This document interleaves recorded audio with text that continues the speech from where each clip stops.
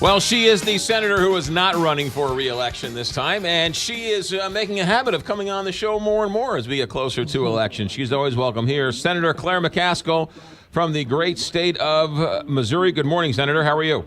Good morning, McGraw. How are you feeling? I'm ready. I think I'm like most people. I'm ready for this one to be over. It's been particularly hard, I think, this presidential election to kind of watch it and not have some alarm about what our political system has come to. So I'm anxious to put this one behind us. How come candidates? I mean, because now we're in some vortex where every commercial you watch, everyone's a loser, everyone's a criminal, everyone's terrible, everyone's going to ruin America. Why doesn't a politician come out and say at this point, hey, you know what, America, or Missouri, I'm sorry we're putting you through this. Please vote for me. My opponent's a fine person. I just think I have better ideas. You know, it probably would be an effective ad. I'll make note of that. And what's really frustrating is, I was just listening to that ad before I came on. The way that both sides do ads, for example, in the ad you just heard, it said, well, Jason Kander is lying about Roy Blunt voting for a pay raise in the Senate. No, he did it 12 times when he was in the House. And by the way, by law, the salary in the House is the same as in the Senate. So it's so frustrating to listen to it when you know what the facts are, to watch them get twisted and distorted. It's really hard. And I do hope that voters, don't make up their mind based on 30-second commercials, or 60 seconds if they're on radio and a long one. I hope people pay more attention than the commercials. They're frustrating. What are your thoughts as James Comey, FBI director, came out and said, basically, we're thinking about looking at some emails to possibly think and maybe talk about Hillary being involved in those emails 8 days before an election? Well, it's really outrageous because when you're in law enforcement and somebody who's spent a number of years as a prosecuting attorney, one of the things that you are taught is that the most important thing is to stay married to the facts. And until you know what the facts are, keep your mouth shut because you have unbridled power. And in this instance, the power is so immense because we are on the precipice of a presidential election, deciding who's president of the United States, the most powerful country in the world. And the notion that he would write a letter when he had no idea what is actually in these emails.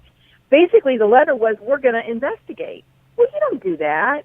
You don't say, we're going to investigate somebody. You investigate, and then you do what he did last summer, which was we have thoroughly investigated with almost 200 special agents for over a year, every email sent and received by Hillary Clinton while she was Secretary of State. And by the way, it wasn't even close. I'm using his words. His words were, it wasn't even close to any criminal conduct. And his words also at the hearing were that every single agent who worked on the case agreed. So you have a thorough investigation. Now, I don't quarrel that these emails have surfaced. They need to take a look at them, of course. But take a look at them and then tell us what the facts are. Don't throw this into the mix just a mere days before the election. I think it's bad for the FBI, it's bad for law enforcement, and it's terrible for our democracy. So speaking of the facts, the polls are saying, Senator McCaskill, that the people think Donald Trump is more trustworthy than Hillary Clinton. Explain that. I don't get it. I mean, this guy lies like other people brush their teeth.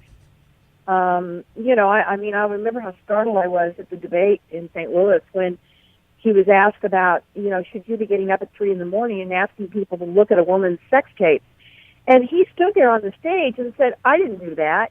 Well, it was still on his Twitter feed. He said exactly that. I mean, this is a man who we now know has lied and committed fraud in lawsuits. He has lied continually on this campaign. I mean, frankly, he's said the lie so often about Hillary Clinton being a criminal. No one's been investigated more than Hillary Clinton in the history of presidential politics. Fair or unfair, I would argue that some of those investigations were unfair, but there's never been any facts that have surfaced that would support criminal conduct. But he just says it over and over again. And I just, I know when you're president, you have to be careful what you say. You can't be reactive. You can't be vengeful. You can't be boastful and pompous and ill-informed and all of the things that are Donald Trump. It is so frustrating to me that there seems to be a false equivalency of the conduct and the way he has conducted his life as a businessman and as an American versus her. As you can tell, I'm frustrated by it. Well, certainly, but the fact is that Donald Trump supporters are very worried about their future, about their present, about their jobs, about their kids' futures, and there's a real fear there that the American dream has been locked out of these people, and so they think Donald Trump is the answer. Well, I understand that presidential elections are almost always about change. I've never seen a candidate run on more of the same. And so the question that people have to ask themselves is, who can make change happen in our constitutional form of democracy? I don't think Donald Trump has spent much time on the Constitution. In fact, he cited some of his favorite amendments in the Constitution at one of his presentations, and he cited amendments that didn't exist. So I don't know that he understands the checks and balances in our democracy. And the way to get things done, to change things, is to work well with other people and to find compromise. And this is not somebody, rather than compromise with people he's worked with in his career, he just stiffs them. Well, that doesn't work when you're trying to deal with getting legislation done or you're trying to change things like health care. You've got to be willing to meet the other person.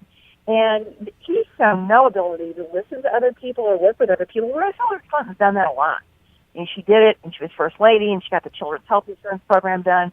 She did it when she was a senator. She did it when she was Secretary of State.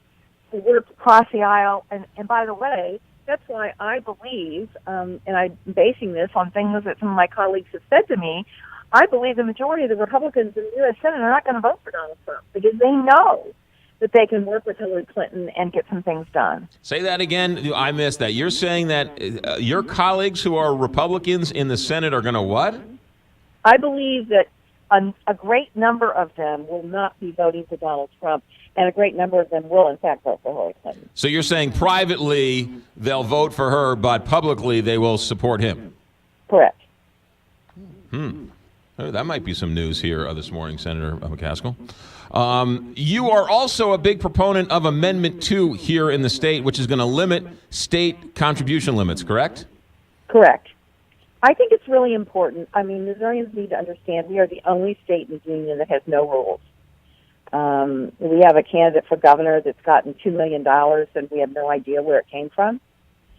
That's pretty bad that we have somebody giving $2 million to the Republican candidate for governor, and we'll never know who it is, what they want, why are they giving this money. This Amendment 2 won't clean up everything, but it will put limits back in place. The people did this themselves back in an initiative petition a number of years ago, and they voted for it by a 3/4 majority. And then in 2008, when the Republicans took over the legislature and had the governor's mansion, they repealed those limits. And I've never run in a race where I didn't have limits. And, just imagine the difference. If you've got to go out and raise 100 checks or 200 checks or 300 checks, you've got to talk to a lot of people. You've got to make sure that your reach is broad. Or Rex Singfield picks up the phone and says, I'm going to deliver you $1 million check today. Now, who are you going to be looking out for when you're in office? Are you going to be looking out for Rex Singfield? Or are you going to be looking out for a broader base of people who have given you money? I just think it takes a lot of this dominance in Missouri of 2 or 3 people that are essentially controlling campaign finance on the Republican side. And by the way, it also limits labor unions. So this is a fair proposition. It's not just saying rich people, billionaires like Rex Singfield, are going to have to limit their contributions. It also applies to labor unions. Senator Claire McCaskill, you are always welcome here. Have a fun Election Day, and I'm sure we'll talk to you soon. Thanks, McGraw. Claire McCaskill on the Big 550 KTRS. 8 o'clock, KTRS St. Louis, ABC News, already in progress.